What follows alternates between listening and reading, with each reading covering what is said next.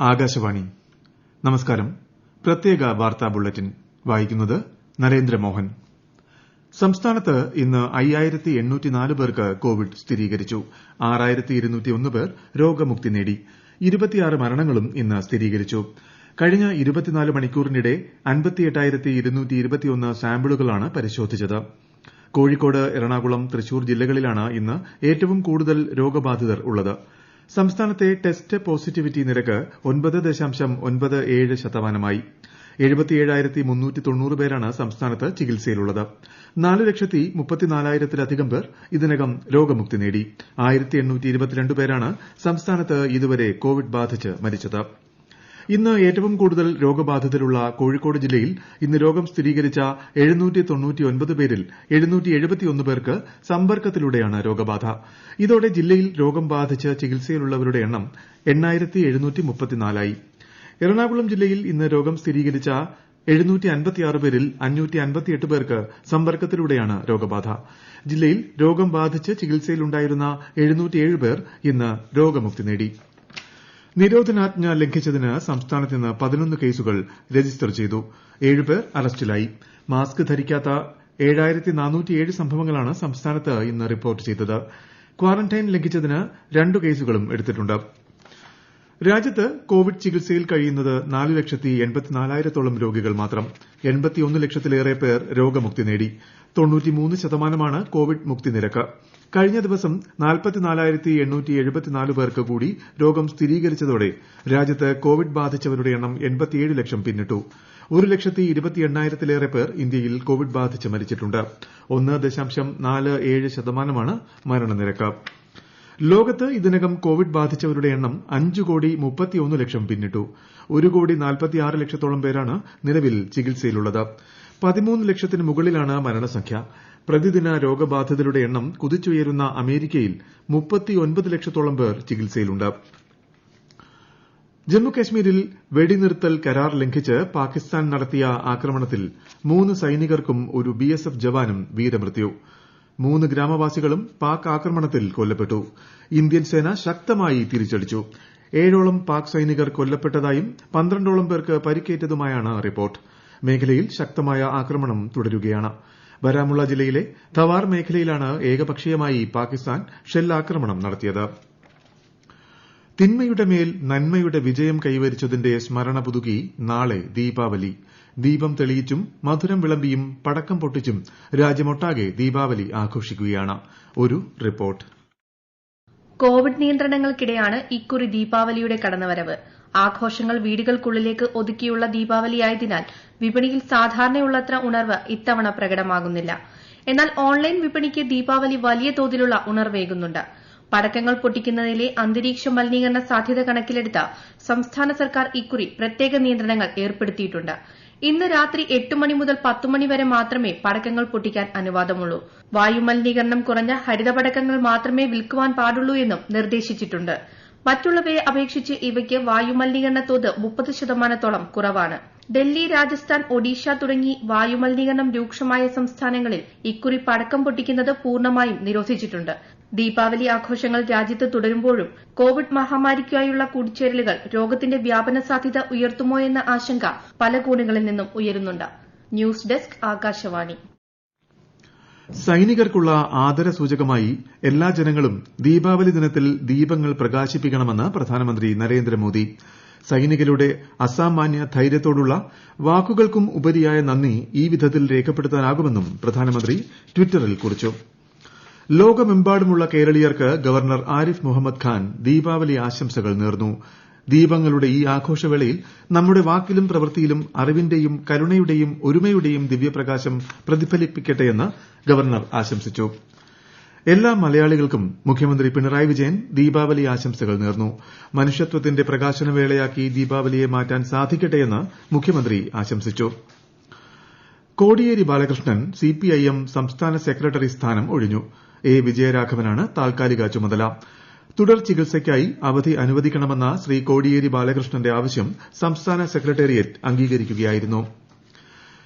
ശബരിമല തീർത്ഥാടനത്തിന്റെ ആദ്യ 2 ദിവസങ്ങളിൽ വെർച്വൽ ക്യൂവിൽ രജിസ്റ്റർ ചെയ്ത ശേഷം ദർശനത്തിന് എത്താത്തവർക്ക് ആനുപാതികമായി അടുത്ത ദിവസങ്ങളിൽ കൂടുതൽ തീർത്ഥാടകരെ അനുവദിക്കുമെന്ന് ദേവസ്വം മന്ത്രി കടകംപള്ളി സുരേന്ദ്രൻ. മണ്ഡലകാലം തുടങ്ങാൻ 2 ദിവസം ബാക്കി നിൽക്കെ അവസാനവട്ട ഒരുക്കങ്ങൾ വിലയിരുത്താൻ ദേവസ്വം മന്ത്രി വിളിച്ചു ചേർത്ത യോഗത്തിലാണ് തീരുമാനം. പൂർണ്ണമായും വെർച്വൽ ക്യൂ സംവിധാനത്തിലൂടെയായിരിക്കും ഇക്കുറി പ്രവേശനം.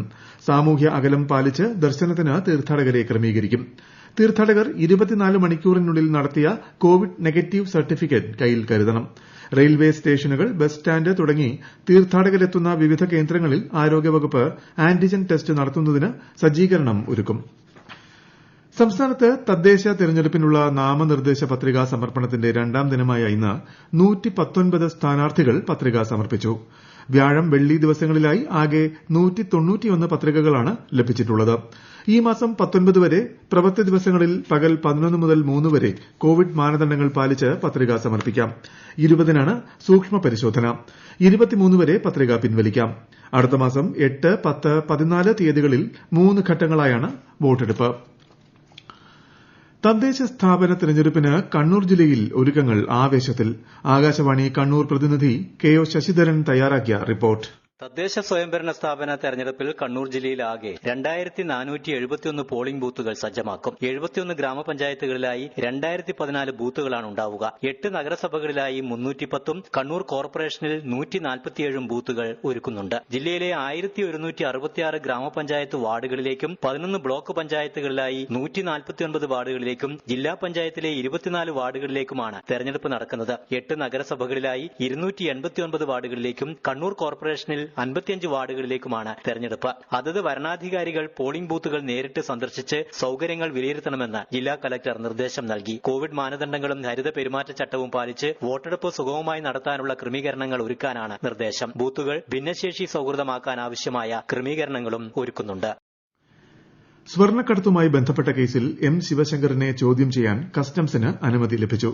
എറണാകുളം പ്രിൻസിപ്പൽ സെഷൻസ് കോടതിയാണ് അനുമതി നൽകിയത്. ശിവശങ്കർ ഇപ്പോൾ കൊച്ചി കാക്കനാട് ജില്ലാ ജയിലിൽ റിമാൻഡിലാണ്. അതേസമയം ലൈഫ് മിഷൻ ക്രമക്കേടുമായി ബന്ധപ്പെട്ട് സംസ്ഥാന വിജിലൻസും ശിവശങ്കറിനെ ചോദ്യം ചെയ്യാൻ അനുമതി തേടി കോടതിയെ സമീപിക്കും.